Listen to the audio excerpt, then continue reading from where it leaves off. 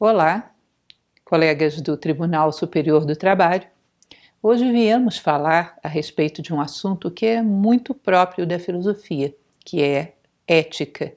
Já tive oportunidade de falar presencialmente para alguns dos colegas dentro do Tribunal Superior do Trabalho exatamente sobre esse assunto, mas ele é sempre oportuno, sempre atual. Vamos falar sobre o ponto de vista da filosofia e delinear um pouco do que significa a ética para o ser humano e alguns conselhos para desenvolver um senso ético cada vez mais apurado. Eu espero que possa ser útil para vocês e que sejam momentos agradáveis. Trouxe dentro de uma linguagem a mais prática e mais simples possível, para que a gente possa aprofundar a compreensão de certos meandros da ética vistos sob o olhar da filosofia. Bom, a primeira coisa a ver, eu trouxe para vocês uma comparação que fiz alguns anos atrás num TED, onde fui convidada a falar sobre ética e gostei muito do resultado, então trago novamente aqui. Em primeiro lugar, eu comparo chocolate a jiló. Vocês vão dizer, nossa, mas o que isso tem a ver com ética? É bem interessante como referência. Imagine o seguinte, quando você era criança e sua mãe lhe oferecia para comer, não digo nem jiló, porque às vezes não chega nem a isso, mas qualquer verdura que não fosse muito do seu agrado, como ela te convencia a comer? Olha, come porque senão não ganha sobremesa, não vê televisão.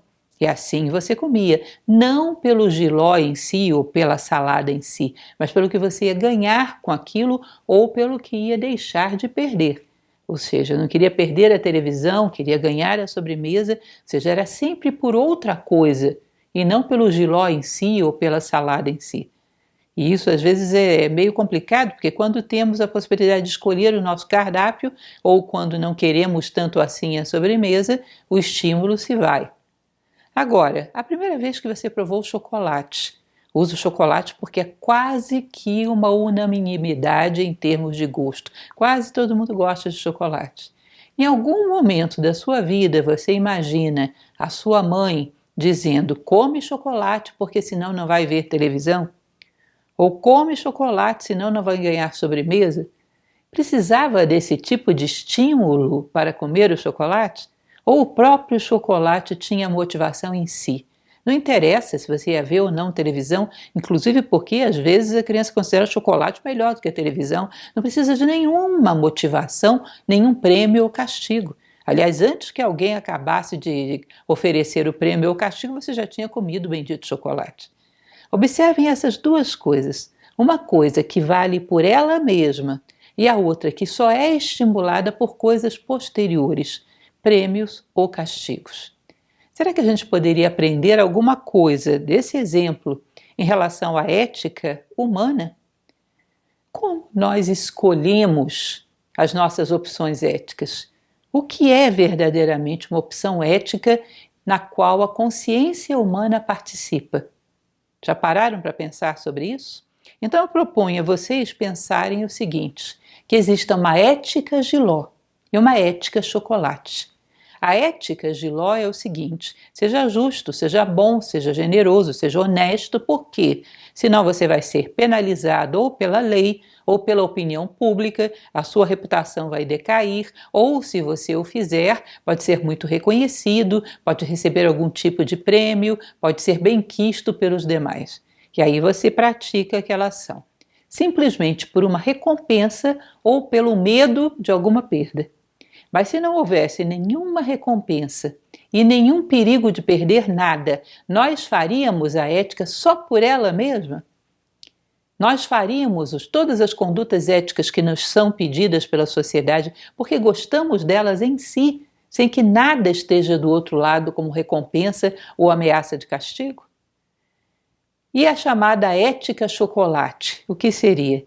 É aquela que quando você tem a oportunidade de ser honesto, de ser íntegro, de ser generoso, oba, isso é maravilhoso em si, não me importa o que vai acontecer depois.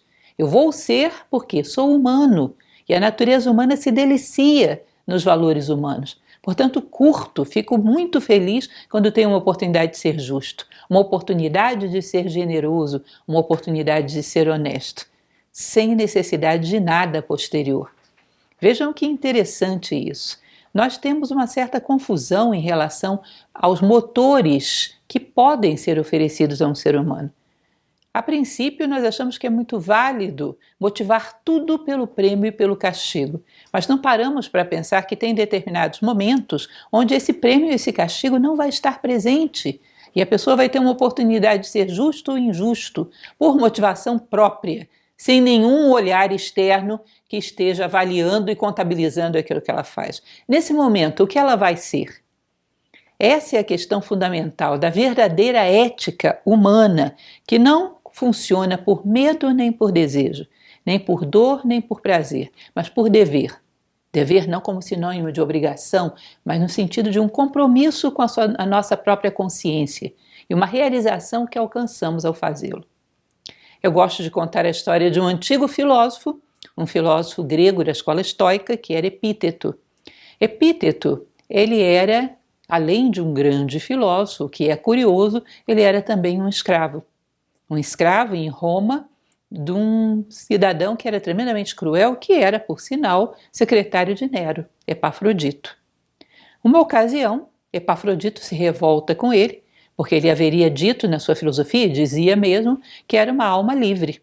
E ele o tortura em praça pública, torcendo as suas pernas até quebrá-las, para que ele declarasse que não era uma alma livre coisa nenhuma, que ele era um escravo.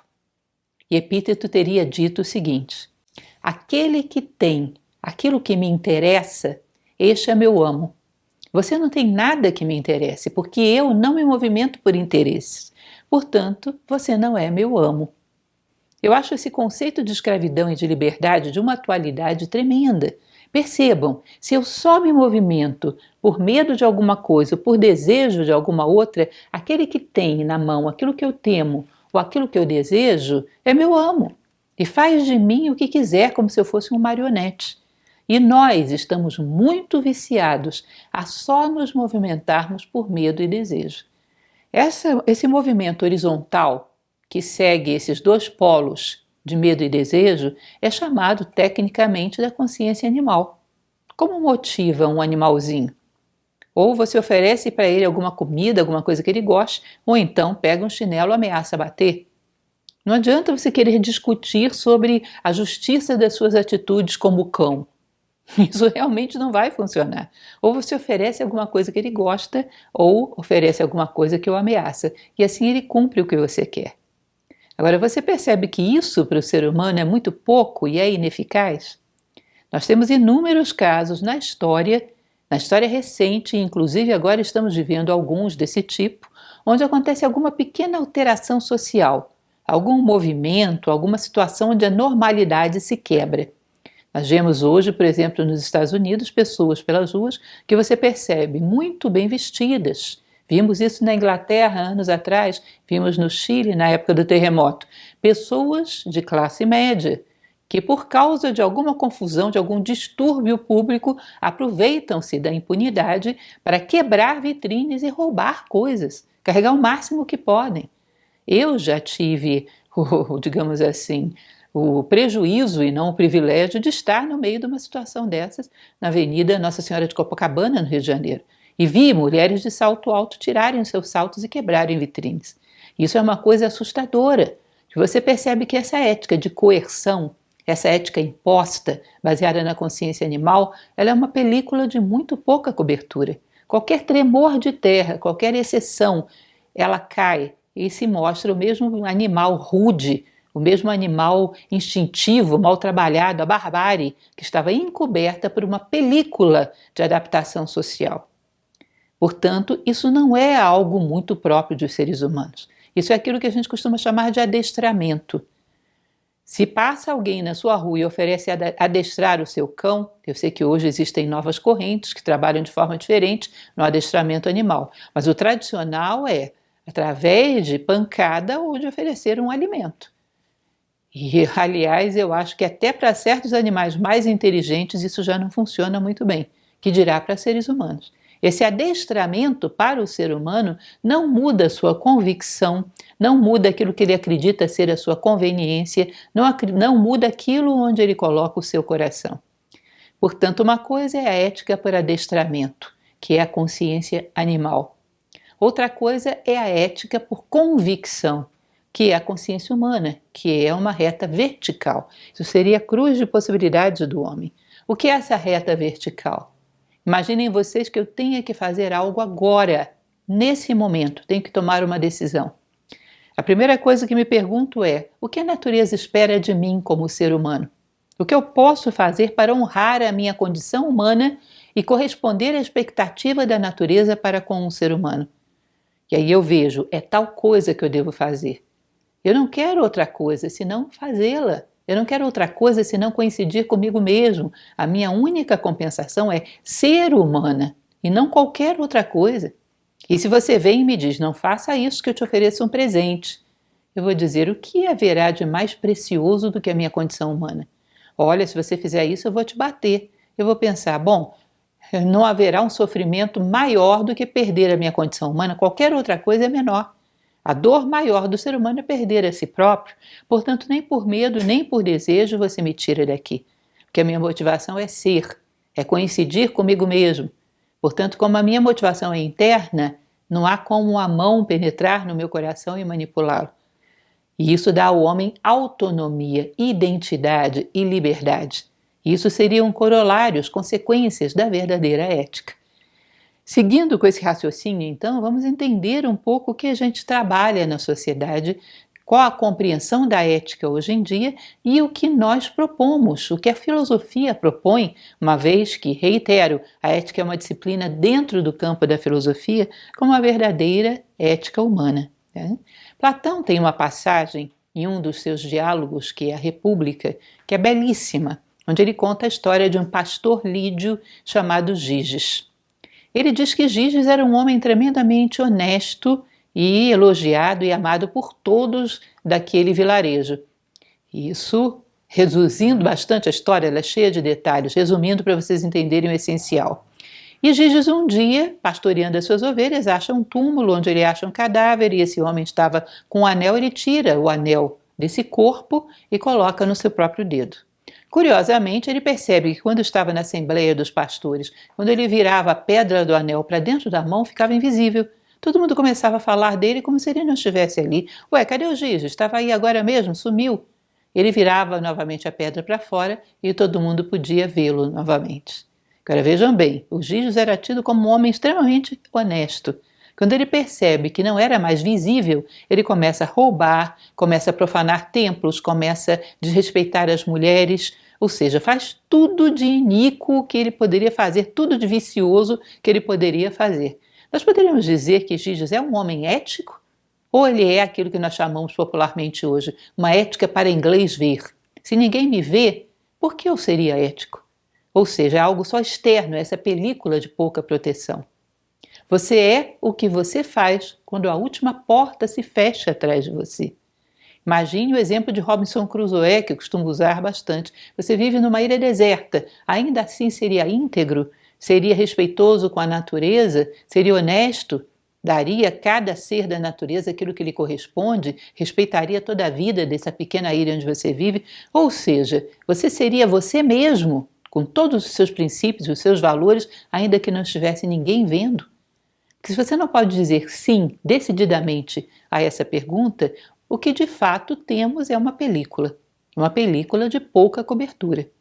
Então, continuando na história de Giges, não vou entrar em detalhes de você perguntar a si próprio o que faria se achasse esse anel, mas deixo isso como uma boa reflexão.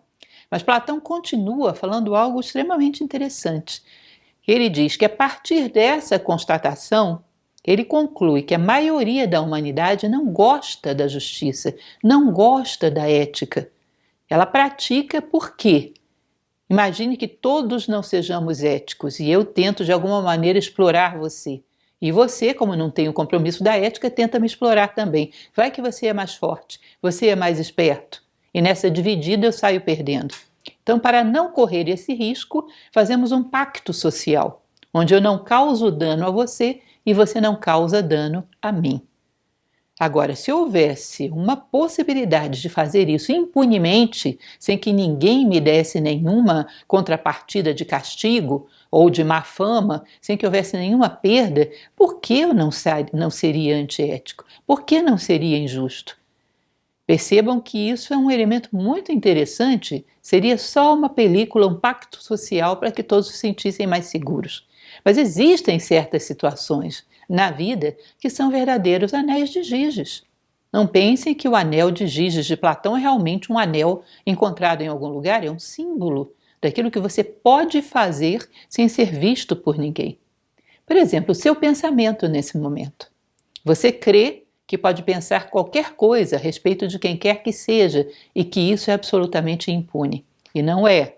Se conhecem um pouco daquilo que a Índia chama de lei do karma, vocês vão perceber que toda causa gera um efeito em todos os planos. Há muita influência na nossa vida de coisas que pensamos no passado e que nunca pensamos em concretizar. E se concretizaram, concretizaram-se em frestas de desatenção.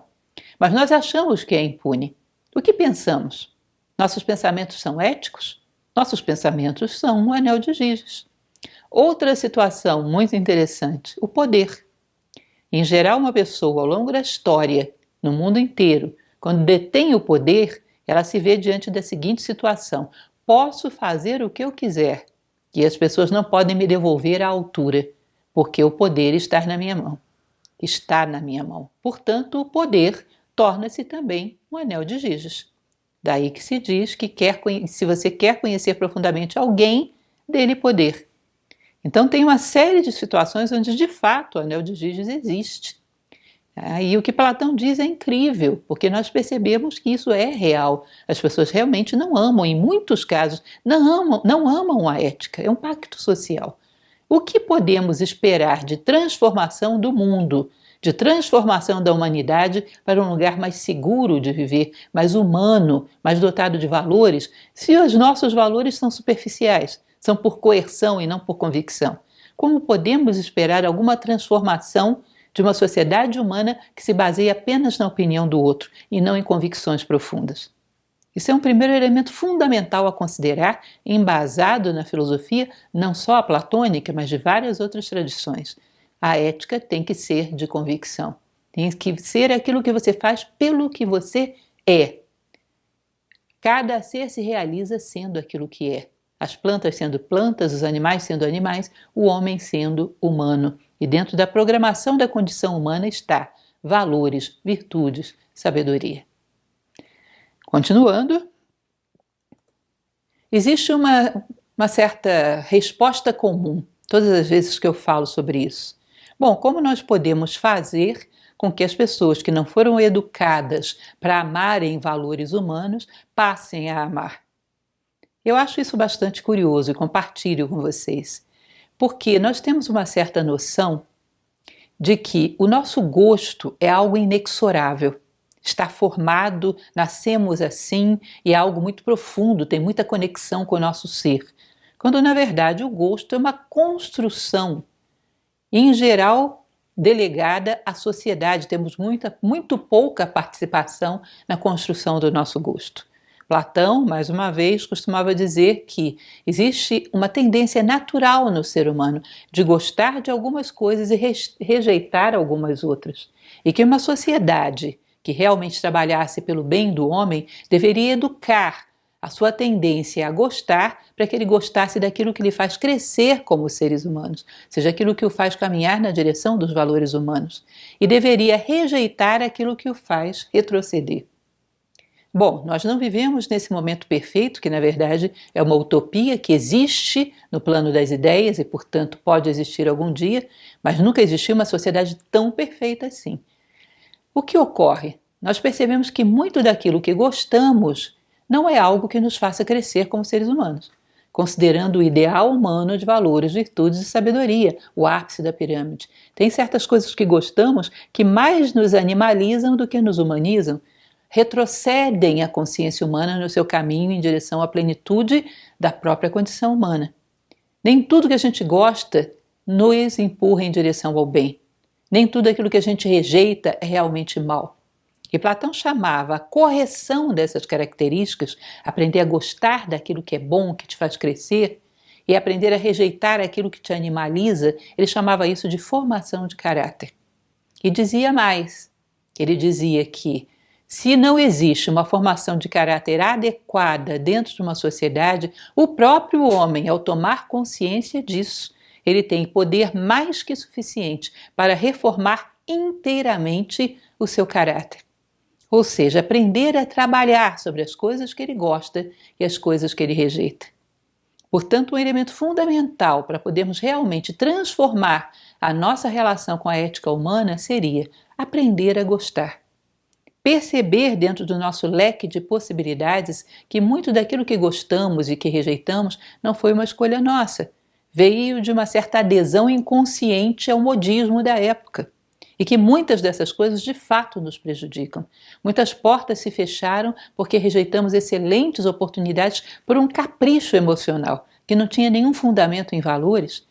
E muitas coisas boas foram perdidas e muitas coisas deixaram de ser aproveitadas, enfim, é um fator de prejuízo significativo na nossa vida.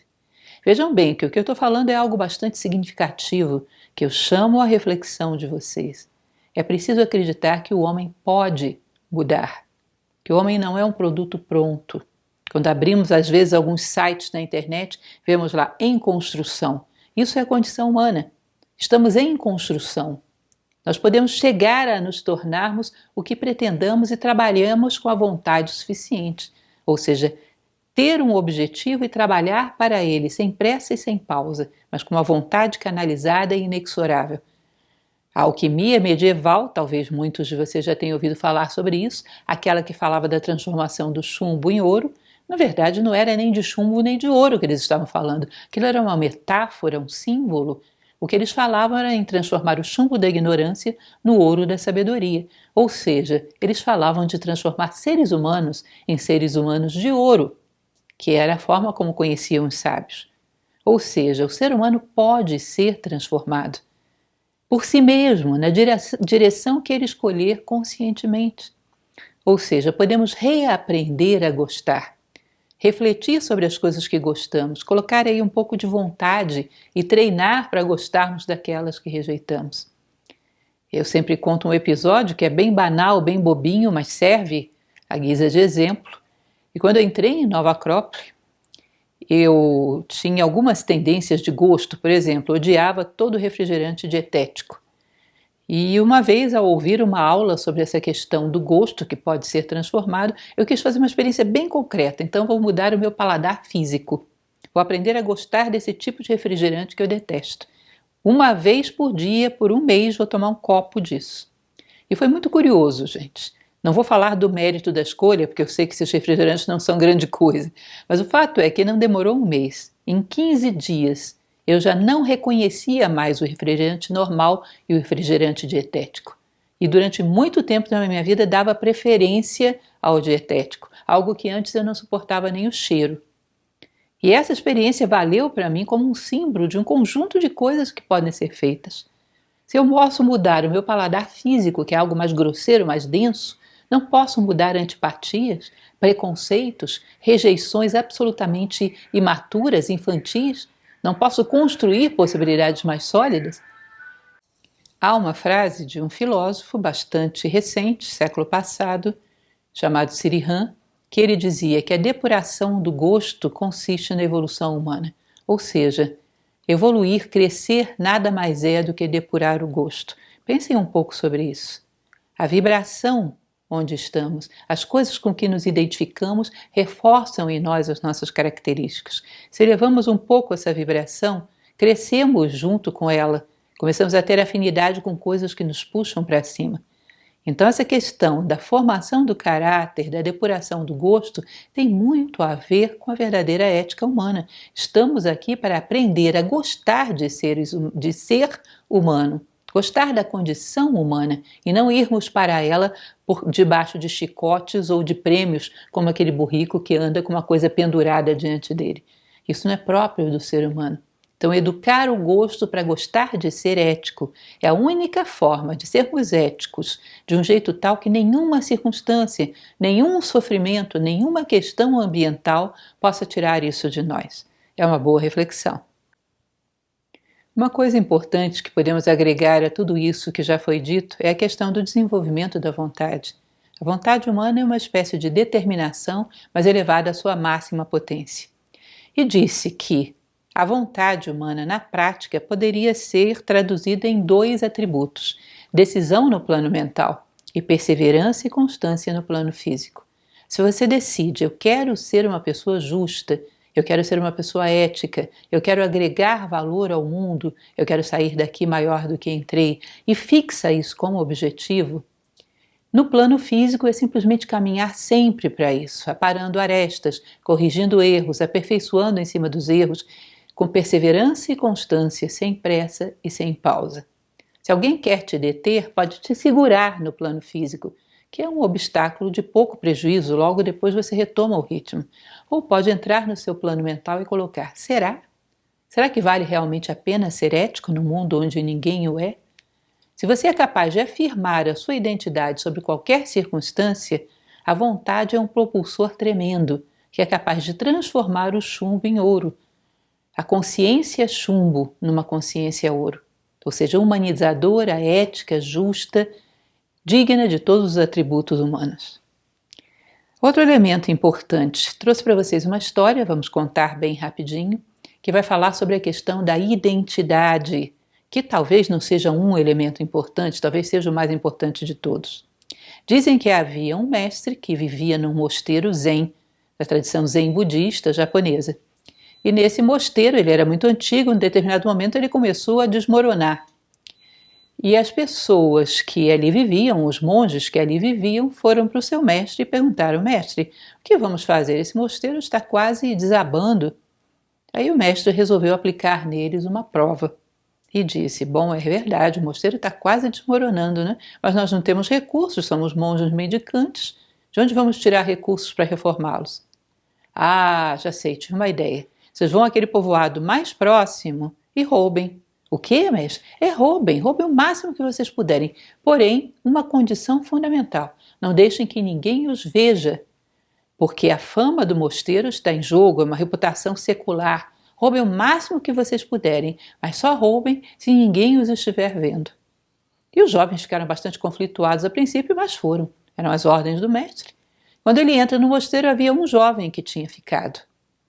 E ele pergunta: o que você está fazendo aqui? Ué, estou fazendo o que o senhor mandou. Como assim, fazendo o que eu mandei? Todos os seus amigos foram para a cidade. Não, mas o senhor não mandou fazer isso. O senhor disse que não era para roubar se alguém estivesse me vendo. E eu estou me vendo o tempo todo. Portanto, não dava para roubar. E esse foi escolhido como sucessor daquele mestre porque era o único que tinha entendido o recado. Não existem pessoas, não existem olhos nos olhando só de fora. Não há olhares só do lado externo. Existe algo dentro de nós que nos vê o tempo todo. Nossa natureza humana, nossa essência como seres humanos, que é digna de respeito. Se nós começarmos a considerar essa vida interior e fizermos as coisas por ela, vocês vão ver que isso é um propulsor do desenvolvimento da ética entre os seres humanos que é fantástico. Ou seja, passar a considerar que existe dentro de mim algo que me vê, algo que tem expectativas, algo que espera de mim uma vida humana. Existe algo sagrado dentro de nós.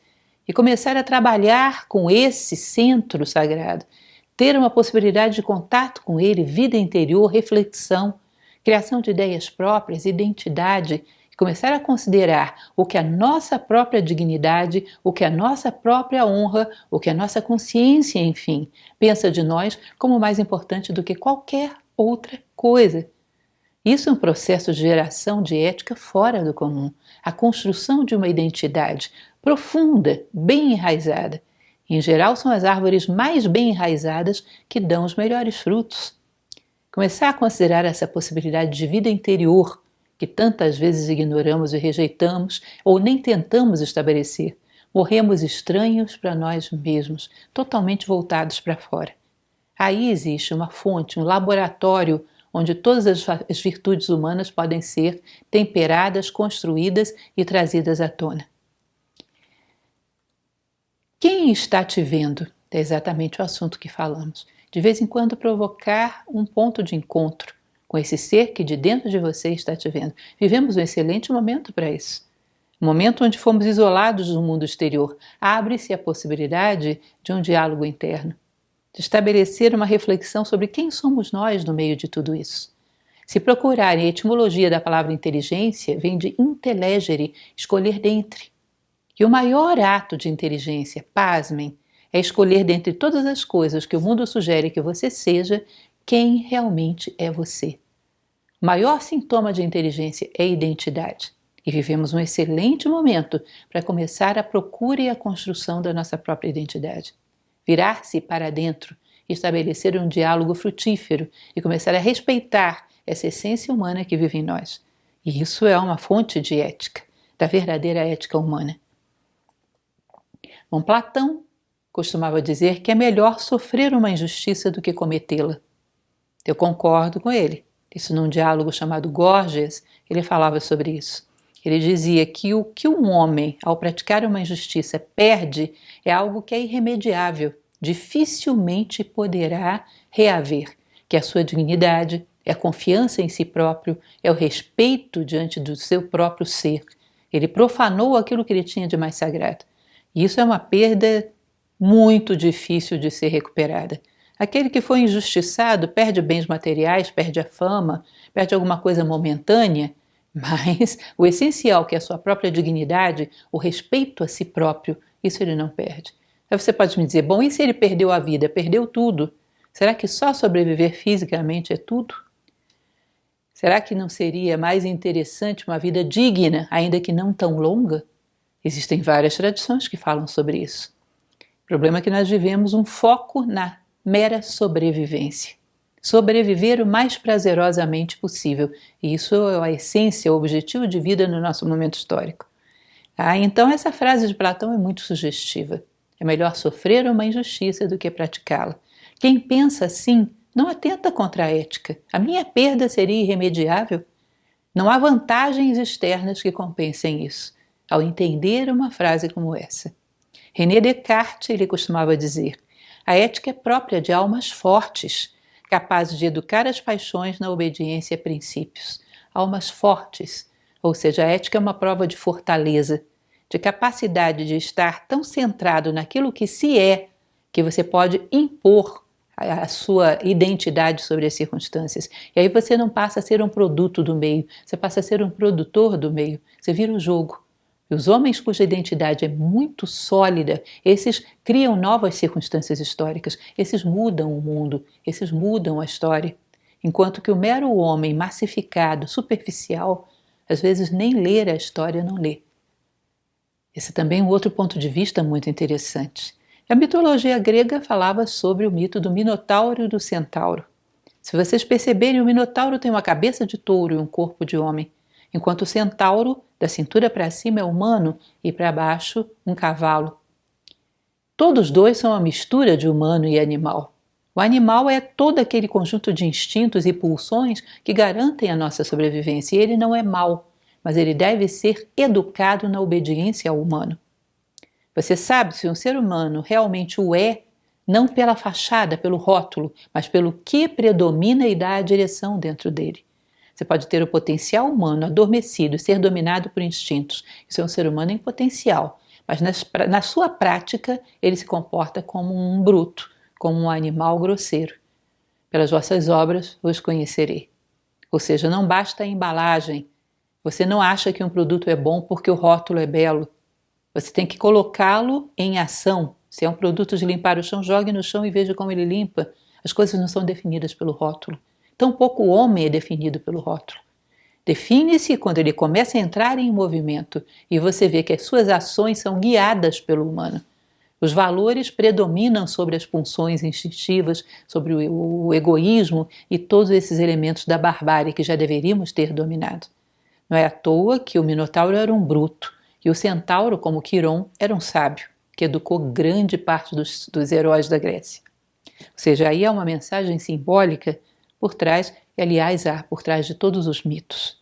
Os clássicos traziam uma mensagem muito profunda. Confúcio, na sua obra Os Analetos, ele tem uma frase em que ele dizia: uma coisa me preocupa, incapacidade de, quando me é dito que é correto, tomar uma atitude.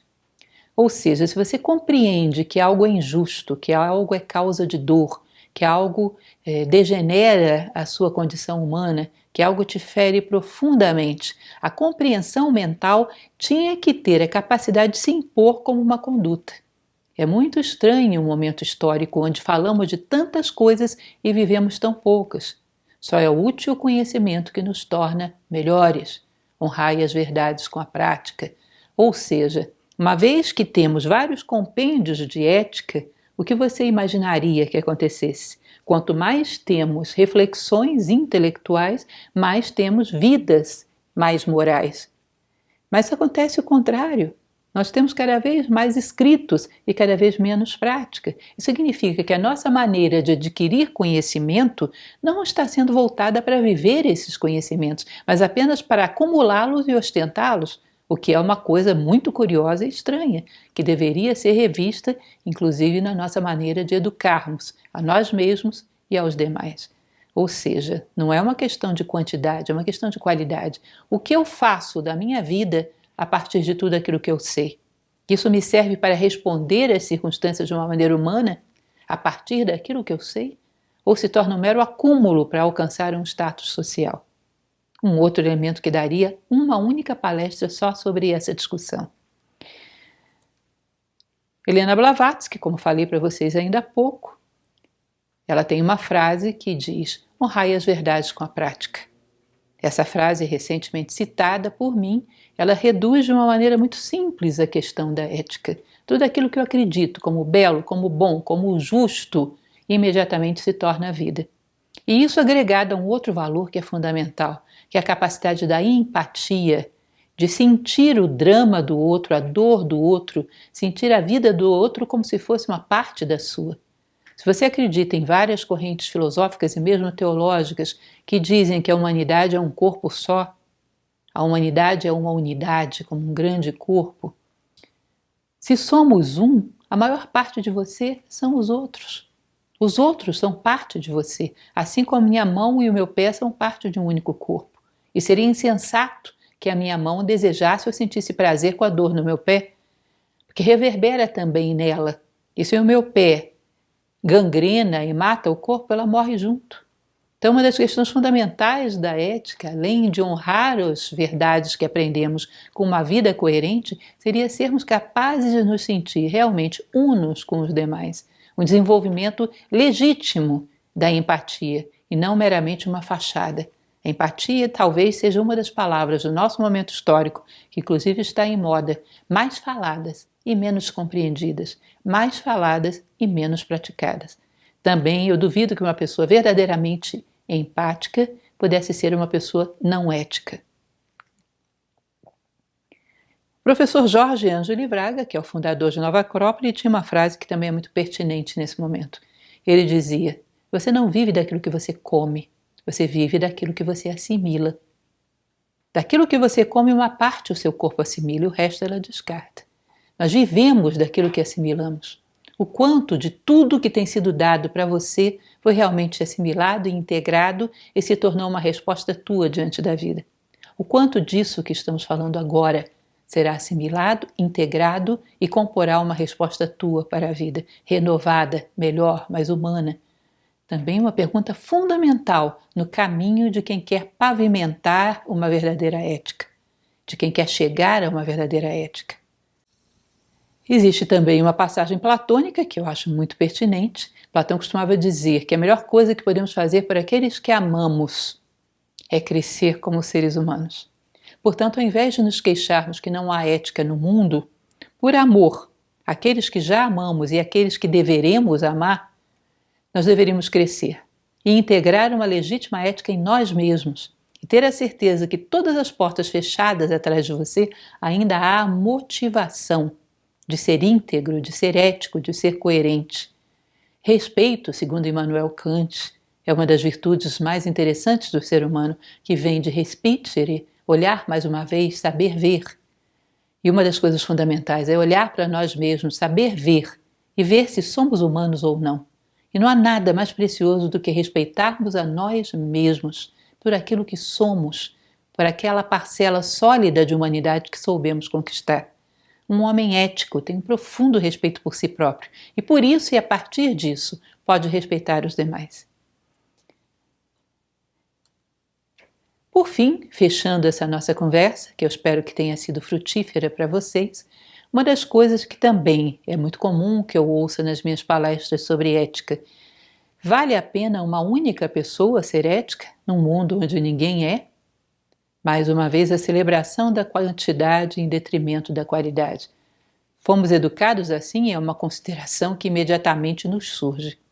E eu vou terminar, ao invés de dar uma explicação intelectual sobre isso, vou terminar presenteando vocês com uma pequena história. Conta-se, é uma parábola budista, que o Buda, já iluminado, já sábio, andou muito tempo pela terra pregando alguns dos seus ensinamentos. Em uma ocasião, ele chegou perto de um rajanato de Benares e disse que daria um sermão próximo a esse rajanato, no alto de uma montanha, à noite. E como o local era muito escuro, muito ermo, todas as pessoas daquela cidade começaram a providenciar para conseguir lâmpadas. E os príncipes da terra, os poderosos da terra, compraram grandes tochas, abasteceram com bastante óleo e encaminharam-se para aquele local de encontro. Porém, havia uma anciã, que era muito idosa e muito pobre, e que não tinha como comprar óleo para sua pequena e velha lamparina. E aí ela vende os seus próprios cabelos e pega aí algumas moedinhas, recebe algumas moedinhas com as quais ela compra um pouco de óleo e coloca na sua lamparina. E ela vai caminhando em direção àquele ponto de encontro e as pessoas no caminho a menosprezam. Nossa, essa anciã, o que ela acha que vai iluminar com tão pouca luz, com uma lamparina tão pequena? Nossa, que lamparina ridícula! E ela absolutamente indiferente a tudo aquilo. Quando sobem na montanha, estão todos instalados para ouvir a mensagem. De repente, o clima de monções da Índia é bem imprevisível. Do nada vem uma tempestade, ventos fortíssimos e uma chuva muito violenta. E com a mesma velocidade que ela veio, de repente ela vai embora. E aí se produz aquele pânico, porque uma escuridão absoluta, as pessoas com frio, as tochas todas apagadas. Ninguém sabia identificar qual era a voz do Buda, qual era a voz dos homens, e o Buda tentava orientá-los, mas eles não reconheciam sua voz no meio de tanto ruído. Assim como não reconhecemos a nossa própria voz no meio de tanto ruído que colocamos dentro de nós, que absorvemos. E as pessoas tinham medo de não encontrar o caminho para casa no meio de toda aquela escuridão. E aí, a única lamparina que tinha permanecido acesa era a da velhinha, porque ela era muito pequena e a anciã conseguiu protegê-la com o próprio corpo. De repente, uma pequena lamparina, como fazia uma escuridão absoluta, pôde ser vista a uma distância muito grande. E essa pequena lamparina da anciã, ela saiu lentamente, um a um, acendendo as lâmpadas e as tochas de todos os príncipes da terra, com essa maravilhosa propriedade do fogo, que você pode doá-lo sem que o teu diminua em nada.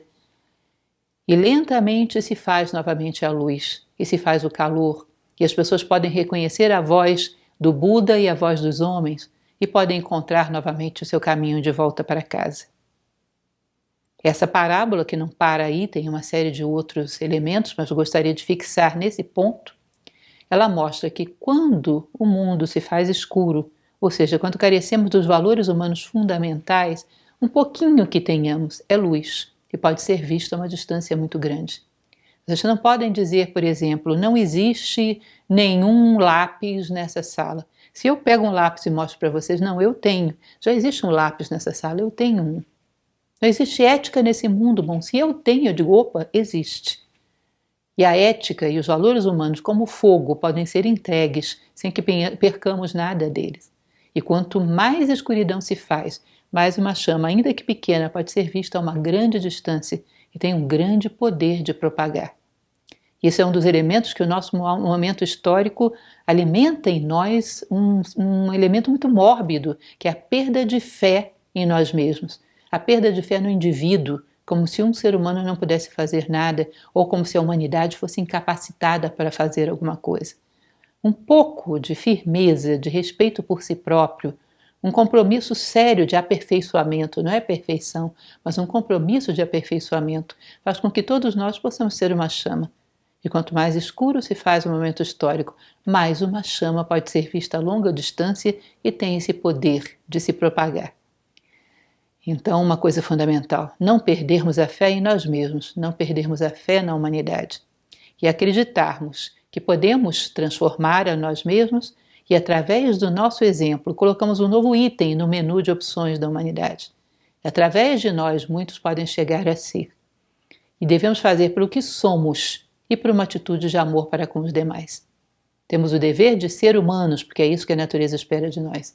E através da nossa realização, podemos trazer muito de luz a todos aqueles que nos circundam. Podemos imprimir valores ao mundo, que é o rastro que se espera de um ser humano. Bom, isso são pequenas reflexões. Eu, como filósofa, fui convidada a falar das virtudes que norteiam o código do TST, e como filósofa, eu acho que uma reflexão sobre o aspecto humanista dessas virtudes ajuda demais. Eu espero que seja útil para vocês. Muito obrigada.